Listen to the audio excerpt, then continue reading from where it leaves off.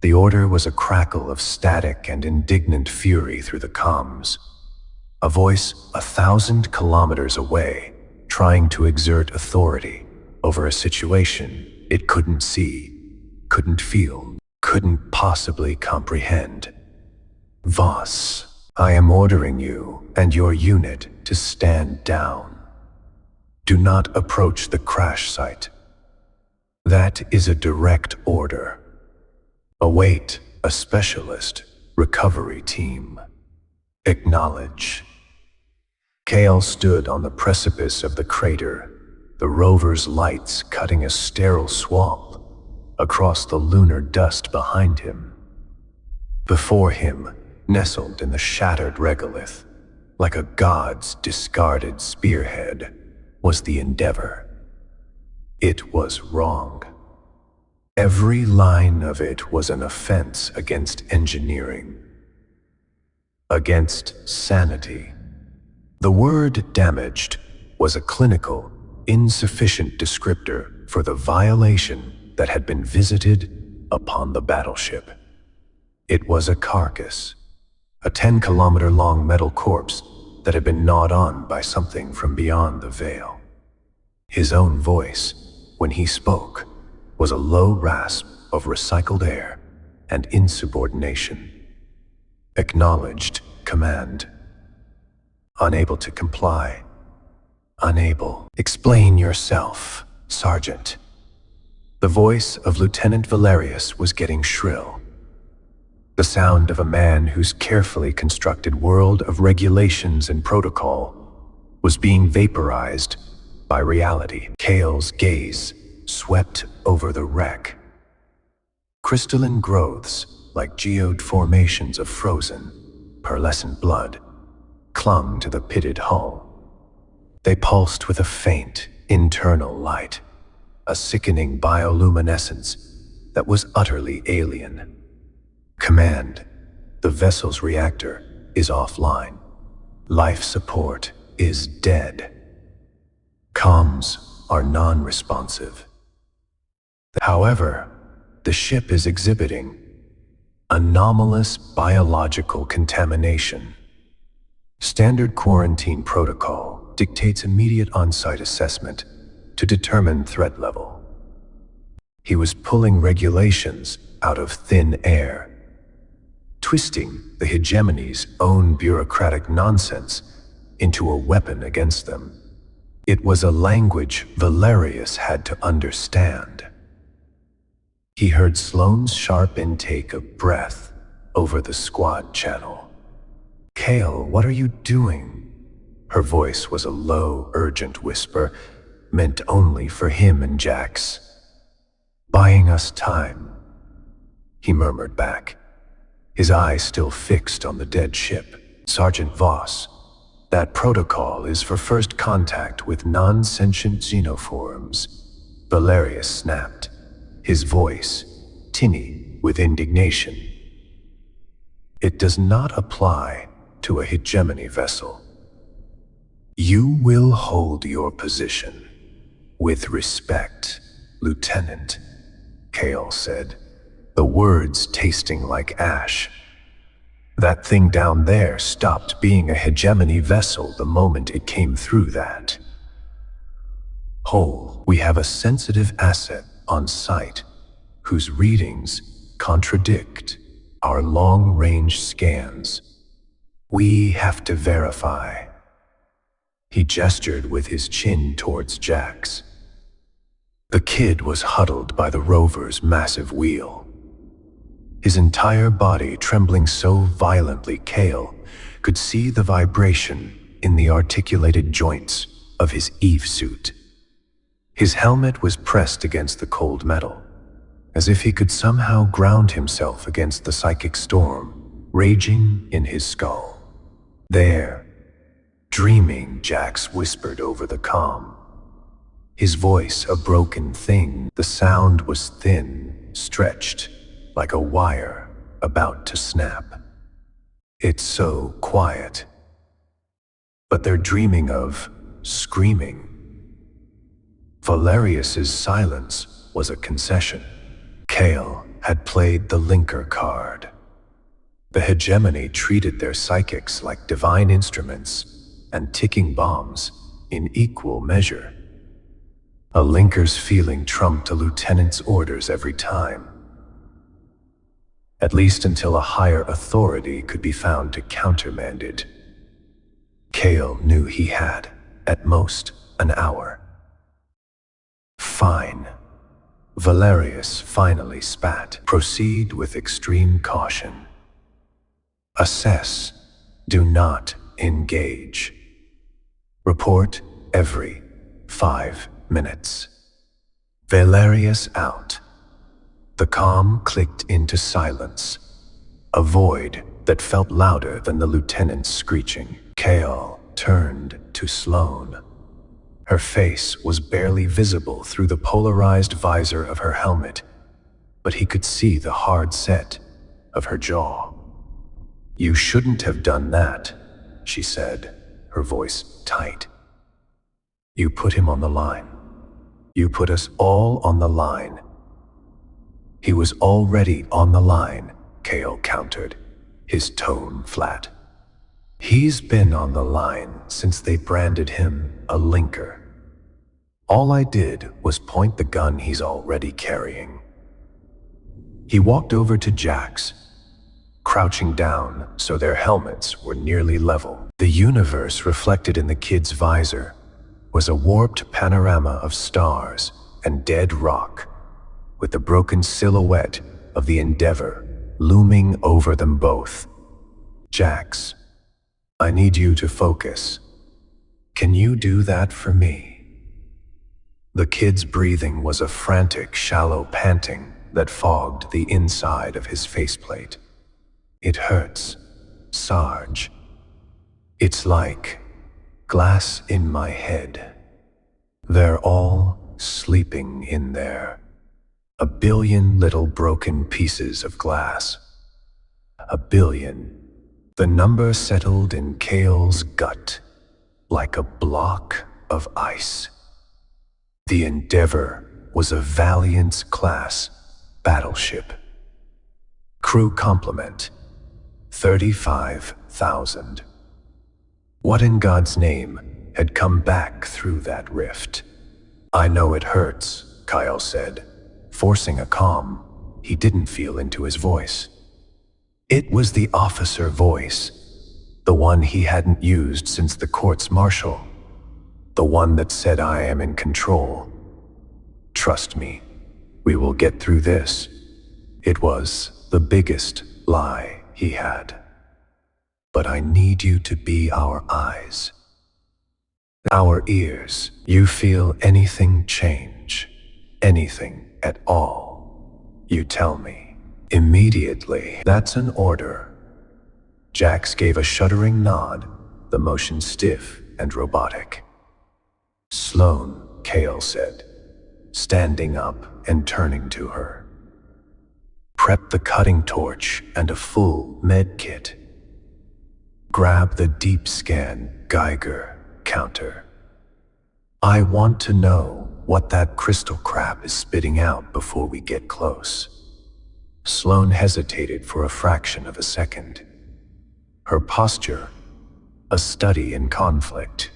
He saw the medic in her warring with the soldier, the idealist warring with the pragmatist.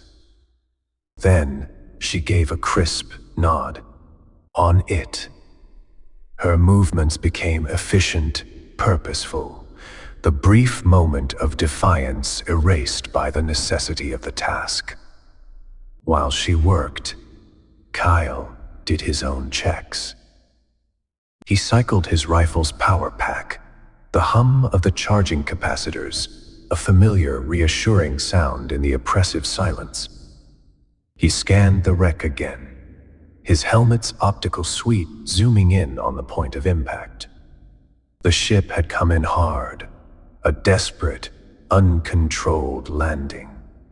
It hadn't so much crashed as it had buried itself, carving a trench a kilometer long before coming to rest in the crater. It was a miracle the spine of the ship hadn't snapped. Or maybe he thought with a cold dread. Whatever was holding it together wasn't steel anymore. The approach on foot was a slow, deliberate march into the belly of the beast. The lunar dust, fine as powdered bone, crunched under his mag boots with a sound that seemed obscenely loud in the vacuum. Every footstep was a conscious decision. His heart hammered against his ribs, a frantic drumbeat against the steady, rhythmic hiss and click of his life support. The pressure of 1,000 atmospheres was nothing. He'd worked in that his whole life. This was different. This was the pressure of the unknown, a weight that crushed the soul, not the body. Sloane walked on his left. The plasma cutter rig slung over her shoulder. Jax was on his right, his steps shuffling, hesitant. The boy kept his head down, as if he couldn't bear to look at the source of the pain in his mind. Kael kept a running stream of chatter going on the private channel, a lifeline of technical jargon and observations. Dust displacements suggests a velocity of at least 200 meters per second on impact. Inertial dampeners must have been completely shot. Pause. Hiss. Click. Look at the hull plating here. See the molecular pitting. That's not weapon scoring. It looks like acid erosion, but on a massive scale. He was talking as much for himself as for them. The disciplined analysis kept the fear at bay. It was a cage he built around the screaming animal part of his brain. A structure of logic and procedure. It was how he'd survived his first tour. It was how he'd survived the deep. As they drew closer, the sheer scale of the endeavor became overwhelming. It wasn't a ship anymore. It was a mountain range of dead technology. Towers of comms arrays were bent and twisted like melted plastic. Gun turrets, each the size of a city block, were frozen at odd angles, their barrels scarred and peeled back like rotting fruit. And everywhere there was the crystal. It grew in the seams of the armor plating. It coated the viewports with an opaque, milky sheen. And it sprouted from the deepest wounds in the hull in great, jagged bouquets. Sloane stopped, holding up the Geiger counter. Kael, you need to see this. He looked at her helmet display, slave to his HUD. The counter was screaming, but not with gamma or beta radiation. The reading was off the charts, but the energy signature was wrong. It was a complex, layered waveform of bioelectric energy. It was nothing he'd ever seen. It's not radioactive, Sloane said, her voice a mixture of confusion and awe. It's alive. The crystal itself. It's putting out a massive bioelectric field. It's the dream, Jax whimpered, shrinking back. The broadcast. It's singing the screaming song. Kael's blood ran cold. The linker wasn't just sensing a hive mind. The hive mind was broadcasting. The ship itself, the very substance corrupting it, was the antenna.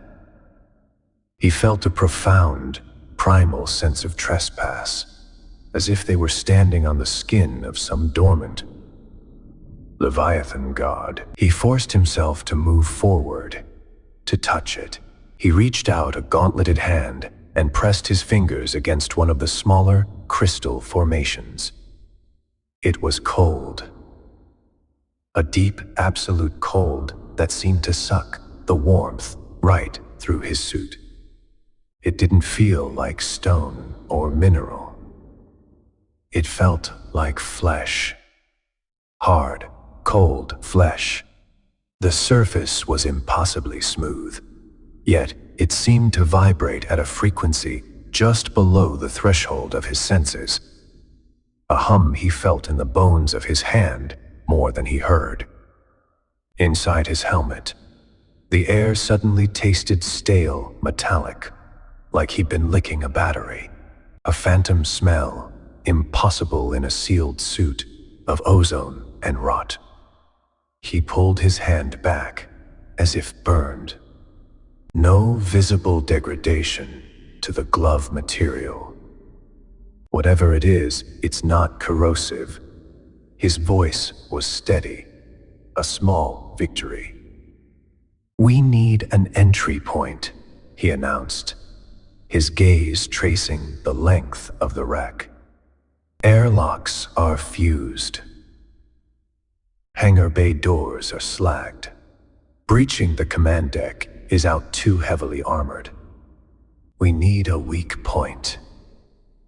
A service hatch, a cargo port, something thin." His eyes landed on a section of the lower hull, near the stern. It was a maintenance access corridor for the primary drive conduits.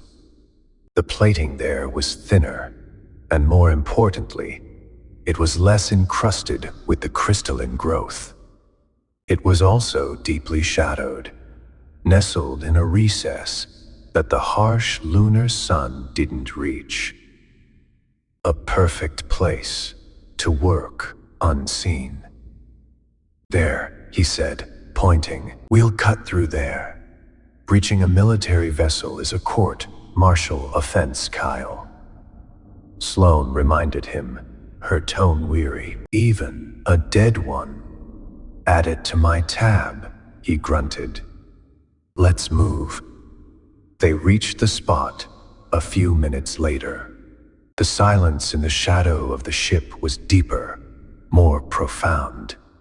The stars vanished, blocked by the immense wall of the hull. Their helmet lamps became their only suns, casting long, dancing shadows that played tricks on the eyes.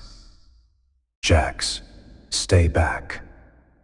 "Keep watch," Kael ordered. "Sloane, get the cutter primed.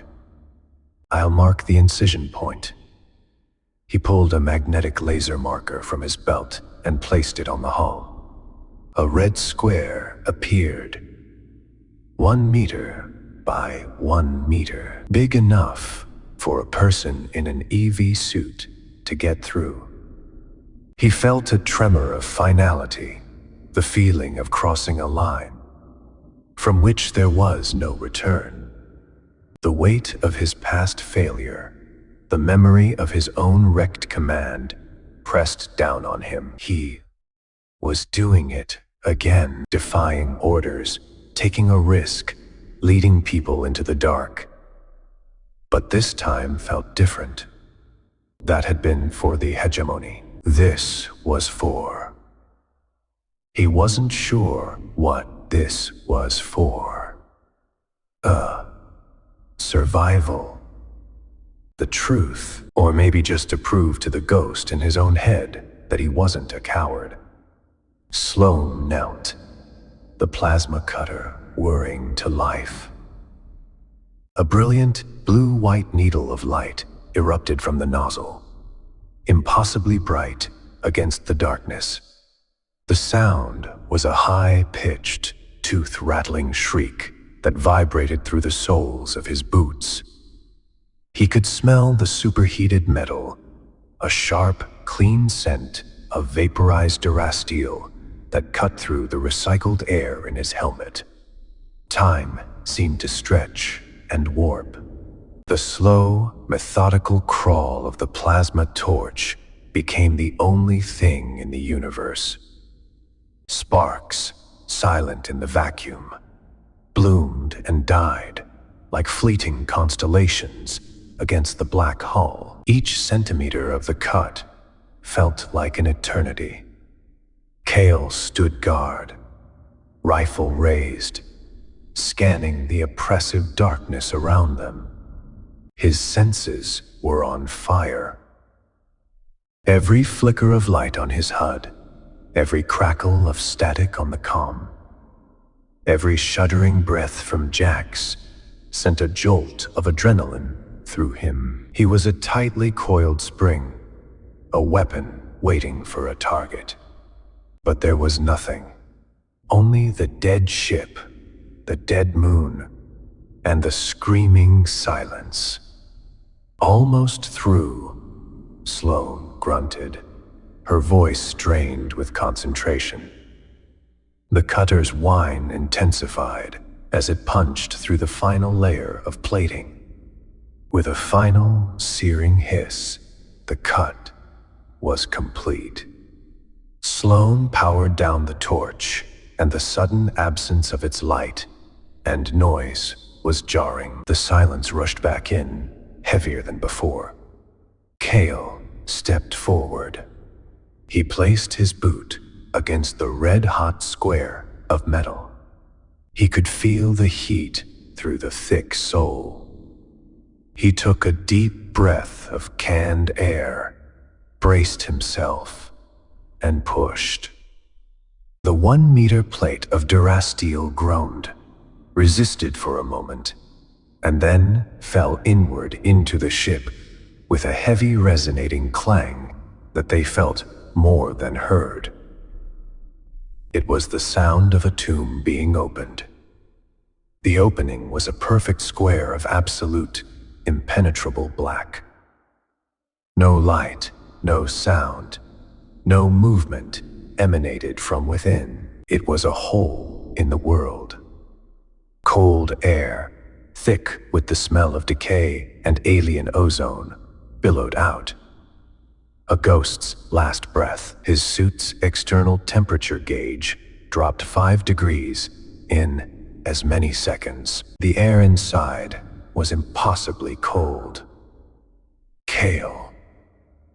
Sloane's voice was a bare whisper. He ignored her, his attention fixed on the void.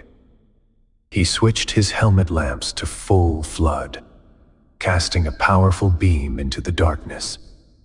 The light cut through the black, and for a heartbeat, revealed nothing but an empty corridor. Then, Jax's voice screamed over the comms, a raw, terrified sound that tore through the professional calm. They're awake. Oh gods, they know we're here. They're awake.